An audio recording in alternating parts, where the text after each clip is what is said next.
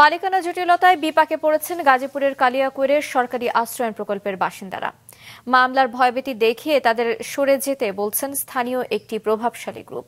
তাদের নির্যাতনের শিকারও হয়েছেন কয়েকজন। আশ্রয়ন প্রকল্পের বাসিন্দাদের নিরাপত্তা দেওয়ার আশ্বাস দিয়েছেন উপজেলা নির্বাহী কর্মকর্তা। গাজীপুর থেকে ফারদিন ফেরদৌসের রিপোর্ট।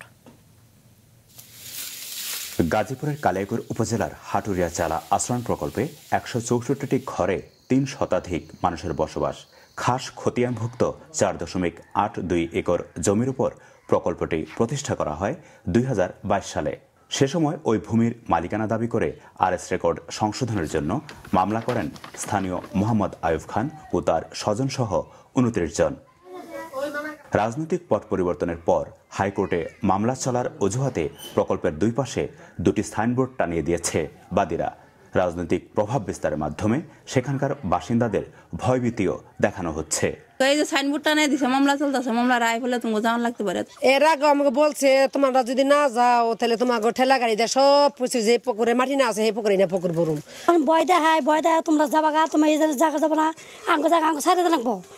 আমরা কি করে খামো? অনেকের জায়গা অনেকে থাকবে, আমার মানে উঠে দেওয়ার জন্য চিন্তা ভাবনা নিয়েছে সব।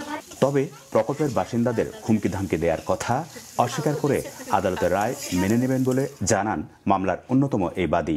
এখন দখল করার উদ্দেশ্যে আপনি সাইনবোর্ড দিয়েছেন? দখল করার উদ্দেশ্য বলতে আমরা আইনগতভাবে যদি আসতে পারি তাহলে আসবে।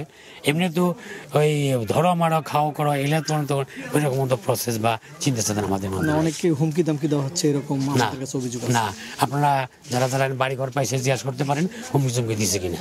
উপজেলা প্রশাসন বলছে মামলা চলমান থাকলেই কেউ এসে সরকারি দখল সত্ত্ব দাবি করতে পারে না। এখানে যদি কোনো ব্যক্তি ওই জমি তার ব্যক্তিগত মালিকানা দাবি করে আদালতে মামলা করে থাকে এবং সেই মামলার যদি কোনো ডকুমেন্ট তার কাছে থেকে থাকে, এটা আসলে তাকে গভর্নমেন্টকে ফেস করতে হবে আদালতে। এখানে উপকারভোগী যারা আছে, গরিব সাধারণ মানুষ, তাদের সাথে আসলে তার কোনো ইন্টারাকশন পয়েন্ট নাই।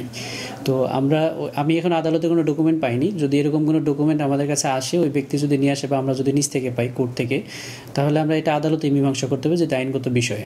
আশ্রয়ন প্রকল্পে বসবাস করা গরিব ও অসহায় মানুষদের পাশে থেকে তাদের ন্যায্য অধিকার রক্ষার দাবি সচেতন মহলের। ফারদিন ফেরদৌস, মাছরাঙা সংবাদ, গাজীপুর।